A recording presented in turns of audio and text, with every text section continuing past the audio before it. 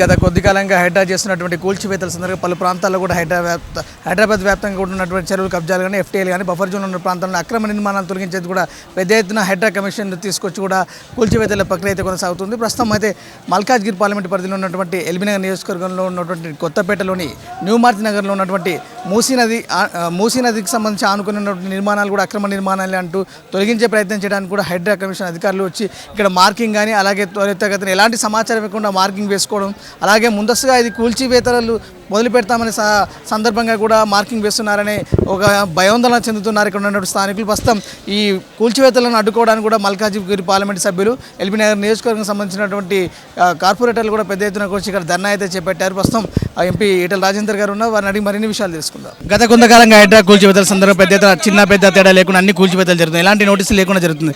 దాని గురించి మీరేం అంటే రేవంత్ రెడ్డి ఆనాటి రజాకాలను మించిపోయాడు.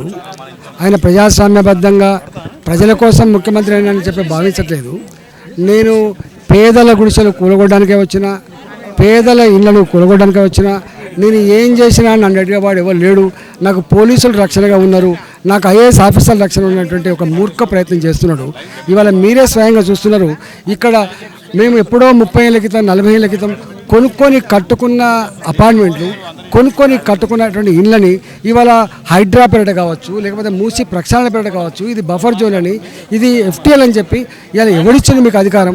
మేము అనుకున్నాం మూసి ప్రక్షాళన అంటే వరదలు రాకుండా ఏమన్నా కాంక్రీట్ వాళ్ళు కడతారేమో అనుకున్నారు. మేము మూసి ప్రక్షాళన అంటే దుర్గంధ పూరితమైనటువంటి మంచి మంచి మూసి ఉంటుందని చెప్పి అనుకున్నాం, కానీ గిట్లా ఉంటుందని మాత్రం ఎవరు అనుకోలేదని చెప్పి ఇలా బాధపడుతూ ఉన్నారు. ఏది ఏమైనా కూడా ఒక సైకోలాగా వ్యవహరిస్తున్నాడు తప్ప, ఒక శాడిస్ట్ లాగా వ్యవహరిస్తుంది తప్ప ఈ ప్రభుత్వం ప్రజల గురించి పట్టించుకున్నట్టయితే కనబడతలేదు. మీరు హైడ్రాకి అనుకూలంగా ఉన్నారు? నేను హైడ్రాకి అనుకూలంగా లేదు, ఈ మూర్ఖ ప్రభుత్వం చేసేటువంటి కూల్చివేతలు కూడా అనుకూలంగా లేదు. ప్రధానంగా అయితే హైడ్రాకు మీరు అనుకూలంగా లేనప్పుడు మీ ప్రభుత్వం స్టాండ్ ఏ విధంగా తీసుకుంటారు? ఎందుకు స్టాండ్ తీసుకోలేకపోతే అఖిలపక్ష మీటింగ్ పెట్టే ప్రయత్నాలు ఎందుకు చేయలేకపోతే? అంటే మూర్ఖులు రేవంత్ రెడ్డికి పోయే కాలం వచ్చింది కాబట్టి ఇక్కడ పార్టీలు ఉన్నట్టు కానీ, ఇతర పార్టీల ప్రజాప్రతినిధులు ఉన్నట్టు కానీ, ప్రజలు ఒకరు ఉన్నారు, చట్టం ఒకటి ఉన్నది, సిస్టమ్ ఒకటి ఉందనేటువంటి భావన లేదు. అంటే అహంకారం అన్నట్టుగా నేనే రాజును, నేనే చక్రవర్తిని అనే పద్ధతిలో పోతున్నాడు ఆయన. అధికారంలో ఉన్నటువంటి నేతలు కూడా అంటున్నారు అక్రమ కట్టడాలను ప్రోత్సహిస్తున్నట్టు కూడా ప్రతిపక్షాలు కూడా మాట్లాడుతున్నాయి. దీన్ని మూర్ఖుడా ఆయనకి ఇక్కడికి ఇందుకు మీకు కనపడతలేదా? మూర్ఖుడా? ఇలా 30 ఏళ్ళ క్రితం కట్టుకునే అక్రమ కట్టడాలు ఎట్లయితాయి? బాధ్యత అన్ని రకాల పర్మిషన్ తీసుకొని లోన్లు తీసుకొని కట్టుకునే అక్రమ కట్టడాలు ఎట్లయితే చెప్పండి? అక్రమ కట్టడాలు అయితే తప్పు అవుతుంది. ఈవెన్ చెర్లల్లో కట్టుకునేవి కూడా బాధ్యత చెర్లల్లో ఉండే పట్టా భూములలో ఆనాడు ప్రభుత్వాలు పర్మిషన్తో కట్టుకునేది తప్ప ఎక్కడ లేదు. ప్రభుత్వపరమైన చెర్లల్లో ఉండే భూములు కూడా ఎక్కడ ఒక గుంటడు ఎవడు ఆక్రమించుకోలేదు. చెర్లల్లో ప్రభుత్వ పరంగా ఉండేటువంటి భూములు కనుక చెర్లల్లో ఇల్లు కట్టుకుంటే కూలగొట్టుకో, కానీ ఎక్కడ చెర్లల్లో ఉండేటువంటి భూములు అన్నీ కూడా ప్రభుత్వపరమైనవి కాదు. చెర్లల్లో ఉండే భూములు కూడా బాధ్యత పట్ట భూములు ఉంటాయి.